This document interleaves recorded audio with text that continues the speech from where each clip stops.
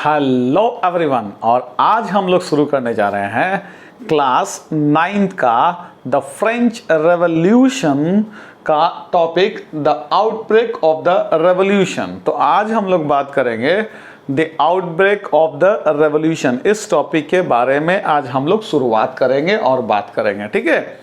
तो अभी देखिए, जहां तक इस टॉपिक का सवाल है, तो हमने पिछले दिन ये देखा था कि किस तरह से है ना, किस तरह से यहाँ पर कोशिश जारी थी किसका भाई, तो यहाँ पर कोशिश जारी थी आपका ये न्यू मिडिल क्लास की, कि भाई रिमूव कर दिया जाए privileges.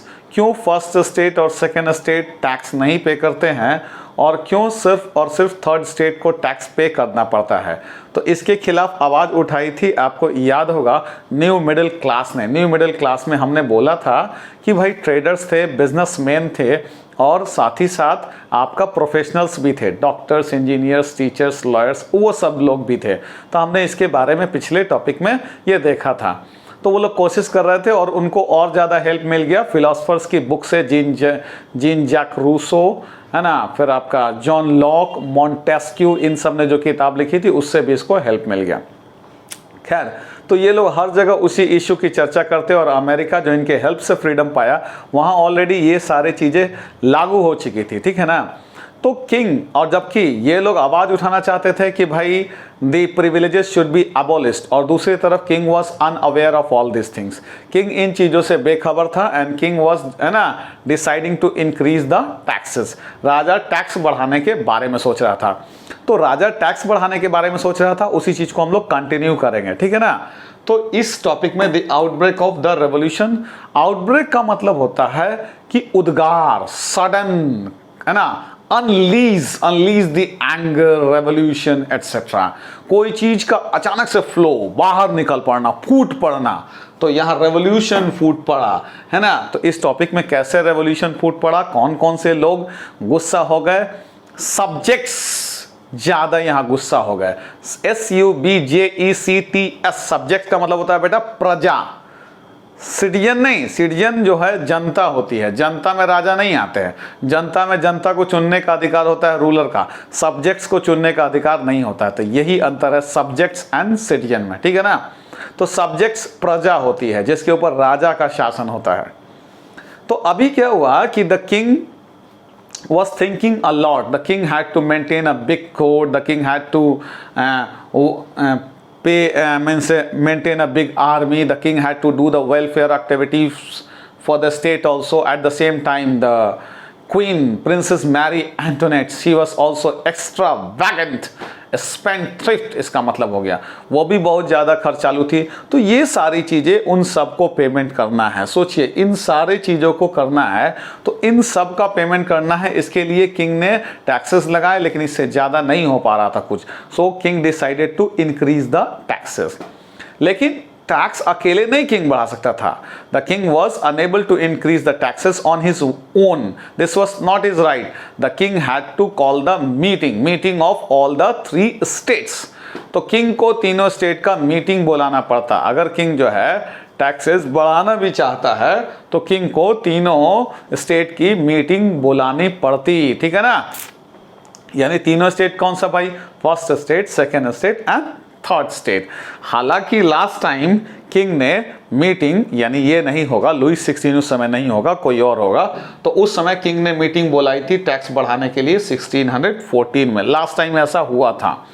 This time again king was in need to increase the taxes, and for that purpose the king had to call the meeting. इसीलिए किंग को मीटिंग बुलाना था, क्योंकि भाई अब आप अकेले नहीं बुला सकते हैं ना, अकेले नहीं टैक्सेस बढ़ा सकते हैं। So finally the king decided to conduct the meeting, है ना, on 5th May 1789। तो किंग ने सोच लिया कि चलो भाई 5th May 1789 को हम मीटिंग बुलाएंगे, और सबसे अच्छा से आराम से उसी मीटिंग में अपना प्रपोजल रख देंगे कि भैया हमको टैक्स बढ़ाना है। और अगर हम बोल देंगे कि हमको टैक्स बढ़ाना है, तो फर्स्ट स्टेट को कोई प्रॉब्लम नहीं होगा, क्योंकि first state doesn't have to pay any kind of taxes. In the same way second state will also agree to the proposal. वो भी तो सही हो जाएगा, सहमत हो जाएगा कि हाँ हमको भी टैक्स नहीं नहीं पे करना है, तो ना क्लर्जी को प्रॉब्लम ना नोबिलिटी को प्रॉब्लम होगा थर्ड स्टेट को। तो अगर हर स्टेट का एक एक वोट है वैल्यू, तो 2 स्टेट तो पक्ष में जाएंगे कि ठीक है बढ़ाइए, कोई दिक्कत नहीं है। खिलाफ में जाएगा कौन सा? सिर्फ एक स्टेट। कौन स्टेट भाई? Third state. जाए कोई दिक्कत नहीं, 2 अगेंस्ट 1 है ना, जीत हो जाएगी और प्रपोजल पास हो जाएगा। किंग ने ऐसा ही सोचा था, ठीक है। With this view he called the meeting of all the 3 states, okay, on 5th May 1789। The resplendent means शानदार, खूबसूरत, बहुत बढ़िया। The resplendent hall of Versailles was ready. Versailles जगह का नाम है, ठीक है, फ्रांस का। तो वर्साई का खूबसूरत ये हॉल एकदम, आइए भाई, किंग का एकदम तैयार है वेलकम करने के लिए इन सब का, तीनों स्टेट के रिप्रेजेंटेटिव्स का। So the first state and second state had representatives, है ना, 300 representatives each. The first state had 300 representatives, second state had 300 representatives, but the third state had 600 representatives. Third state चूंकि ज्यादा था ना उनकी संख्या, तो थर्ड स्टेट में 600 रिप्रेजेंटेटिव्स थे, जबकि फर्स्ट स्टेट में 300, सेकेंड स्टेट में 300 और थर्ड स्टेट में 600 थे, ठीक है। वेमेन, आर्टिजन्स, पेजेंट्स, है ना, they were not allowed to be the representatives, यानी औरतें या वर्कर्स, है ना, लैंडलेस फार्मर्स, इन लोग को अलाउ नहीं था कि वो बने, क्या बने भाई? रिप्रेजेंटेटिव्स बने। तो 600 रिप्रेजेंटेटिव्स में ना तो वेमेन थी, ना वर्कर्स थे, ठीक है, और ना ही आर्टिजन्स थे। तो ये कौन कौन से हैं? वो मेनली बिलोंग करते थे मैन्युफैक्चरर्स, बिजनेसमैन, है ना, ट्रेडर्स, और प्रोफेशनल्स में डॉक्टर्स, इंजीनियर्स, ये सब में से लोग थे, ठीक है। So third state people had also come there, means the representatives of the third state had also come. So 300 first state, 300 second state, है ना, they came and sat on the chair facing each other, एक दूसरे के सामने बैठ गए। First state के 300 लोग, सेकेंड स्टेट के 300 लोग, ठीक है, और थर्ड स्टेट वाले 600 पीपल जो थे, they came and stood behind them, वो भी आए लेकिन वो उनके पीछे खड़ा हो गए, ठीक है। तो फर्स्ट स्टेट, सेकेंड स्टेट वाले, है ना, आए और कुर्सी पर बैठ गए, 300 लोग, और 600 लोग उनके पीछे खड़े हो गए, ठीक है। Now here the king started the meeting and expressed his proposal. The proposal was that he was going to increase the taxes and he was going to follow the old system, है ना। ये इसने proposal रखा कि वही पुराना system, हम जो पहले चाहते थे वही होगा। पहले ऐसा ही होता था, हम जब टैक्स बढ़ाना चाहते थे तो भाई हम मीटिंग रखते थे और अपना प्रपोजल रखते थे, और हर स्टेट को एक वोट का हक है, ठीक है ना। तो फर्स्ट स्टेट को 1 वोट, सेकेंड स्टेट को 1 वोट और थर्ड स्टेट को 1 वोट। तो इसने प्रपोजल रखा था। यहां पर first state 300, second state 300 and third state had 600 representatives. They had come with 40,000 letters of complain. 40,000 complain वाली चिट्ठियों के साथ आए थे थर्ड स्टेट के लोग, और इसमें वेमेन, है ना, वर्कर्स, आर्टिजन्स, लैंडलेस फार्मर्स, ये लोग रिप्रेजेंटेटिव्स नहीं बन सकते थे, ऐसा था रूल, ठीक है। तो अभी किंग ने बोला कि चलिए भाई हम अपना प्रपोजल रखते हैं कि हमें टैक्स बढ़ाना है। अब आप लोग बताइए, चलिए फर्स्ट स्टेट वाले एक आदमी आएंगे वोट देंगे, सेकंड स्टेट वाले एक आदमी आएंगे वोट देंगे, थर्ड स्टेट वाले एक आदमी आएंगे वोट देंगे। किंग जानता था if this kind of system is followed, the old traditional system था ये, अगर इस ओल्ड ट्रेडिशनल सिस्टम को फॉलो किया जाता है तो किंग वुड, है ना, get success to pass the law for increasing the taxes. तब टैक्स आसानी से बढ़ जाएगा, कोई दिक्कत नहीं होगा, लॉ पास हो जाएगा। लेकिन थर्ड स्टेट वाले ने इस बार अपोज किया। Third state people oppose this kind of system. क्योंकि इन्होंने किताब पढ़ी थी, फिलोसफर्स की किताब, और इनमें से एक किताब थी जीन जैक रूसो की किताब, ठीक है। जीन जैक रूसो पीछे हम बताए थे। अगर आपने मेरी वीडियो ध्यान से नहीं देखी है, किसी को प्रॉब्लम हो रहा है, तो पीछे वाली वीडियो जाकर के देखिए फ्रेंच रेवोल्यूशन का, इससे आपको कंफ्यूजन दूर हो जाएगा, ठीक है। तो ये जरूर करें, जब भी कभी बीच से वीडियो मत देखे। बीच से वीडियो देखने से आपको पीछे वाला समझ में, है ना, पीछे वाला चूंकि आपने देखा नहीं तो हो सकता है इसमें कंफ्यूजन होगा, ठीक है। तो ये थोड़ा सा प्रॉब्लम हो सकता है, ठीक है। तो पीछे वाला देखिए ज़रूर और तब जा कर के इस वीडियो को देखिए, ठीक है। और तब भी ना समझ में आए तो मेरा ऑनलाइन क्लास चलता है, उसको आप ज्वाइन कर सकते हैं, ठीक है। हमने उसके बारे में नंबर भी बता चुके हैं, है ना। हमने बताया था कि ऑनलाइन क्लासेस का नंबर क्या है। आप मुझे कॉल कर सकते हैं या फिर आप मुझे व्हाट्सएप कर सकते हैं, ठीक है। मुझे कॉल कीजिए, मुझे व्हाट्सएप कीजिए अगर नहीं समझ में आने से, ठीक है। तो फिर आपका फिर वो ऑनलाइन क्लास चलता है, उसमें आपको ज्वाइन करा देंगे। उसमें हम लाइव रहते हैं और उसमें आसानी से आपका काम हो जाएगा, ठीक है। बट वो चार्जेबल है, मतलब यू विल हैव टू पे the charge in that case, ठीक ना। चलिए आगे बढ़ते हैं, हम अपने पॉइंट पे आते हैं। अभी देखिए, तो किंग ने वही पुराना सिस्टम सोचा था, लेकिन इन लोगों ने अपोज किया। इन लोगों ने जीन जैक रूसो के लॉ को फॉलो किया। According to Jean Jacques Rousseau, है ना, what was described in his book the social contract, that every person should have one vote and every vote should have equal value. तो Jean Jacques Rousseau ने कहा था कि हर का एक vote होगा और हर वोट का एक ही वैल्यू होना चाहिए। तो इन लोगों ने भी वही चीज डिमांड किया। They also made the same demand, है ना। They said that we want that everybody should be given, है ना, one vote and every vote should be given equal value. We don't want to have one vote for one state. No, we want that individual voting system should be there. Everybody should be, है ना, should have one vote and every vote should have equal value. ये system होना चाहिए, हमें ये चाहिए। इन्होंने ऐसा डिमांड किया, ठीक है। अब इनका डिमांड इसी तरह का था और इन्होंने ऐसा बोला। आगे देखेंगे और समझते हैं, ठीक है ना। तो इनका ऐसा डिमांड था। अब ये भाई इस तरह की डिमांड थी और king was not ready to accept such kind of any demand, क्योंकि ऐसे में होता तो 300 वोट सपोर्ट में इधर से, 300 वोट इधर से और 600 वोट उधर अपोज कर जाता, यानी थर्ड स्टेट वाला वोट तो खिलाफ में पड़ जाता। तो जब किंग ने इस तरह के डिमांड नहीं माना तो here the third state people, मतलब 600 representatives, they boycotted the assembly. States general, state general नाम है, ठीक है ना, पार्लियामेंट का नाम है स्टेट्स जनरल, ठीक है। तो इस पार्लियामेंट को बॉयकॉट किया, स्टेट्स जनरल को, and they gathered in the tennis court of Versailles on 20 जून 1789। 20 जून 1789 को ये आ गए, जमा हो गए। कहा भाई? दो, है ना, the tennis court, outdoor tennis court of Versailles, और दे themselves announced that they are national assembly and they are not going to disperse from that place until and unless the new constitution is formed which would limit the power of the king। उन्होंने कह दिया 20 जून को जमा तो हो गए 1789 को, और कहा भाई? टेनिस कोर्ट ऑफ वर्साई में जमा हो गया, है ना, वो टेनिस वेनिस खेलता होगा जो भी हो, तो वहां वो लोग जमा हो गए और उन्होंने कहा कि हम अब इस जगह से बाहर नहीं जाने वाले हैं, हम लोग अब नया कॉन्स्टिट्यूशन ड्राफ्ट करेंगे, बनाएंगे, और ये कॉन्स्टिट्यूशन लगाम लगाएगा किंग पे, क्योंकि ये प्रिविलेजेस हटाएगा, ठीक है ना। स्पेशल राइट जो मिलता है first state and second state को, वो नहीं मिलने देगा। हम ये चाहते हैं और ये कॉन्स्टिट्यूशन लागू हो तब तक, जब तक कि ये लागू नहीं होगा हम नहीं हटने वाले हैं यहां से। चलिए ठीक है, ये बात इन्होंने कही। किन्होंने भाई? थर्ड स्टेट ने कही।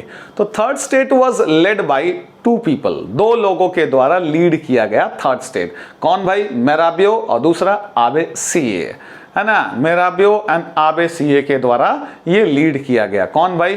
तो थर्ड स्टेट को लीड किया गया मेराबियो and Abe CA.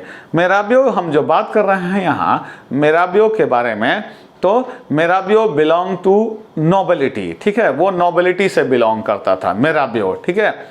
And he attracted the people through his powerful speech, अपने पावरफुल स्पीच से लोगों को अट्रैक्ट किया। ही, है ना, he wanted to do away means remove the privileges enjoyed by the first and second state। भले वो first state से, सेकंड स्टेट से बिलोंग करता था, नोबिलिटी से, लेकिन वो इसके अगेंस्ट में था कि प्रिविलेज फर्स्ट एंड, है ना, फर्स्ट एंड सेकंड स्टेट जो एंजॉय कर रहे हैं ये प्रिविलेज सही नहीं, इसको हटाया जाना चाहिए। उसने लोगों को अट्रैक्ट किया गया, है ना, उसने लोगों को अट्रैक्ट किया अपने पावरफुल स्पीच के द्वारा। ये तो रहा मेराबियो का।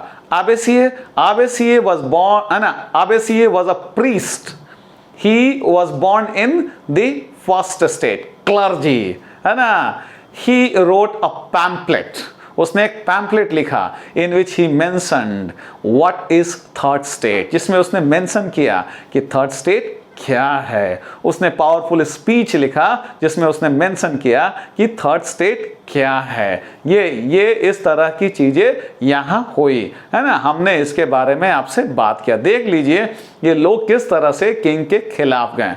तो ये तो लोग गए ही खिलाफ थर्ड स्टेट वाले, अभी और भी घटनाएं ऐसी ऐसी हुई। जैसे देखिए पहले से ही शॉर्टेज चल रहा था फूड ग्रेन का, ठीक है। Severe winter means there became the scarcity of the food grains, बहुत ज्यादा ठंडी पड़ी, हेल पड़ा, तो इससे क्या हुआ और ज्यादा अनाज का कमी हो गया। Here women were waiting, है ना, waiting for their turn to get the bread in front of the bakery shops. Bakery shop के सामने खड़े हैं, अपने बारी का इंतजार कर रहे हैं ब्रेड का, और ब्रेड की कमी है क्योंकि सीवियर विंटर टाइम चल रहा था, फूड ग्रेन ऐसे ही कम हुआ था, तो भाई ये इसका भी कमी हो गया ब्रेड का। अल्टीमेटली when women became, है ना, they were tired of waiting for the bread. Ultimately they became so angry that they broke into the shops and looted the bread on their own. अपने से जाकर के लूट लिया उन लोगों ने। कहा कि बहुत देर से इंतजार कर रहे हैं, खड़ा है, हट नहीं रहा, दे नहीं रहा ब्रेड अभी तक। लास्ट में लूट पाट मचा दिया, बेकरी शॉप में लूट लिया। ये भी एक खतरनाक घटना हुआ। लगे हाँ तो एक और घटना हुआ। क्या घटना हुआ भाई, याद है आपको? 14 जुलाई 1789 on that very day the rumour spread that the king had ordered his troop to open fire on people। याद होगा आपको, ये अफवाह फैली कि राजा ने आदेश दे दिया है अपने ट्रूप को कि जाओ गोलियों की बरसात कर दो। When people heard it, है ना, they formed their own people's militia। Militia मतलब स्मॉल ग्रुप। 7,000 men women, है ना, they had gathered and demolished Bastille। Bastille वो किला है, शुरू में पढ़ाए थे ये जो चैप्टर है। आप जब भी चैप्टर पढ़ेंगे तो शुरू से पढ़ेंगे तो ज़्यादा समझ में आएगा बेटा। एक एक करके वीडियो देखिएगा तब समझ में आएगा। अगर अचानक से तीसरा चौथा वीडियो देखिएगा तो फिर दिक्कत होगा। तो बैस्टिल को तोड़ दिया था, लूट लिया, क्योंकि यहाँ आर्म्स एंड एमुनिशन लूटने आए थे। तो देखिए ये दूसरा घटना हुआ जिससे बड़ा झटका लगा, रेबेल कर दिया जनता ने अगेंस्ट में। एक और घटना हुई। घटना क्या हुई भाई? Manure, MANOR। मैन्योर बोलते हैं जो बड़े लोग होते हैं, अमीर लोग होते हैं, लैंडलॉर्ड, जमींदार, तहसीलदार टाइप के लोग, ठीक है। वो रहते हैं जिस जगह में, जिस बड़े से बिल्डिंग के, उस बिल्डिंग को बोलते हैं शास्यू। उस बिल्डिंग को बोलते हैं शास्यू।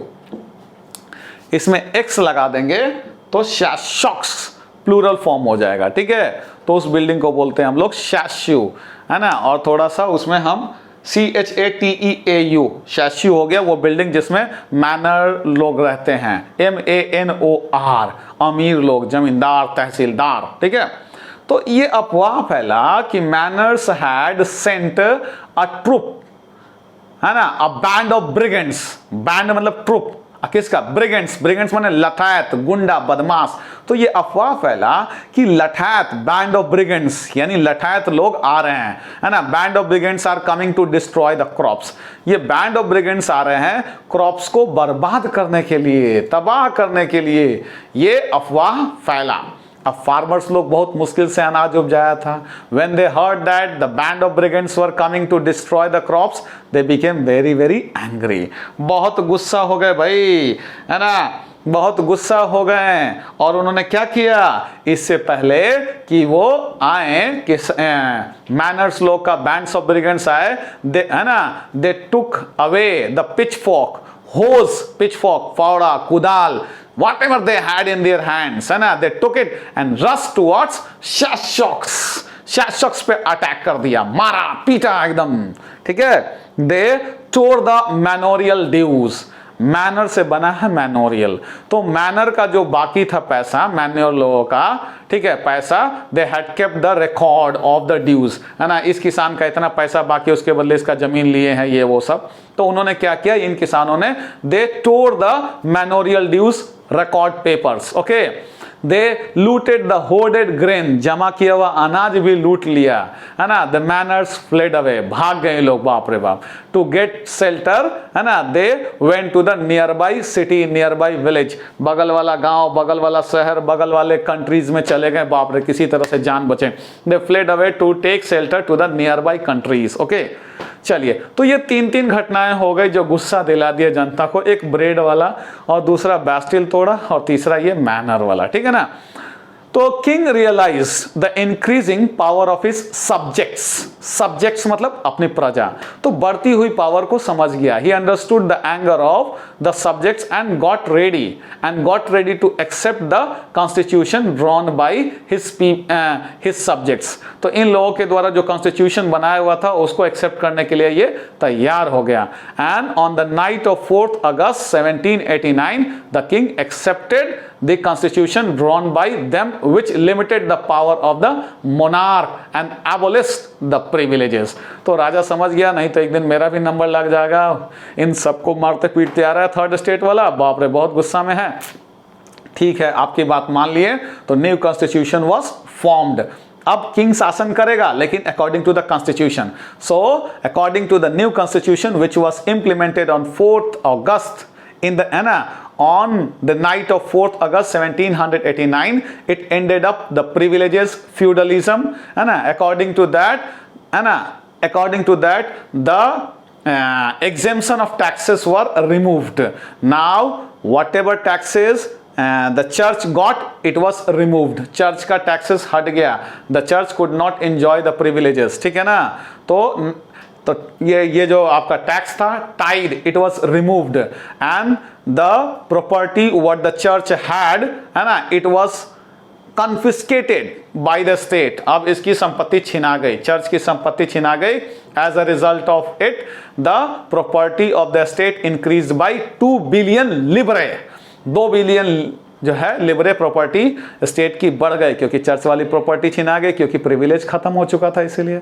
तो उम्मीद है आपको ये बातें समझ में आ गई। सिंपल सा बात है, किंग ने शुरू में क्या किया, मीटिंग बुलाया, लास्ट टाइम 1614 में बुलाया था, उसके बाद बुलाया, तीनों स्टेट के लोग आए, आमने सामने बैठे, तीसरा स्टेट पीछे, 40,000 चिट्ठियों के साथ आए थे। लेकिन किंग पुराना सिस्टम चाह रहा था, इन्होंने कहा कि नहीं, नया सिस्टम, हर पर्सन को एक वोट, हर वोट का वैल्यू नहीं माना। ये लोग जमा हो गए, है ना, 20 जून को 1789 को टेनिस कोर्ट ऑफ वर्साई में, और डिमांड किया कि भाई हम तो अब नहीं जाएंगे, कॉन्स्टिट्यूशन बनेगा और इससे लिमिट करेगा किंग के पावर को, यही हम चाहते हैं, एबॉलिश होना चाहिए प्रिविलेज, है ना। ऐसा ये सब हमने बात किया। फिर हमने बात किया मिराबियो के बारे में, एबेसिये के बारे में, है ना। मिराबियो कौन था, एबेसिये कौन था। फिर हमने देखा कि 3 घटनाएं जिसमें जनता बहुत गुस्सा हो गई।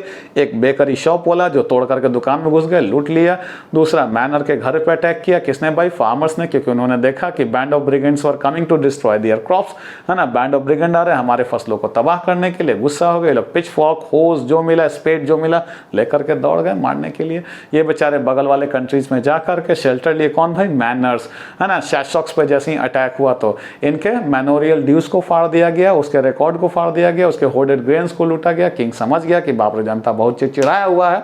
4 अगस्त 1789 को, है ना, इस तरह से उसी रात में ही किंग ने एक्सेप्ट कर लिया जो कॉन्स्टिट्यूशन में जो भी कॉन्स्टिट्यूशन बनाया गया था थर्ड स्टेट के द्वारा। इस तरह से प्रिविलेजेस खत्म हो गए और इस तरह से चर्च की प्रॉपर्टी छीन ली गई। उसका जो है वो टैक्स लगाता था जो टाइड, वो भी हटा दिया गया और 2 बिलियन लिब्रे का प्रॉपर्टी इस तरह से स्टेट का बढ़ गया। तो ये हमारा अभी देख लिया आपने, अचानक से कैसे जनता गुस्सा हो गई, outbreak of the revolution topic में।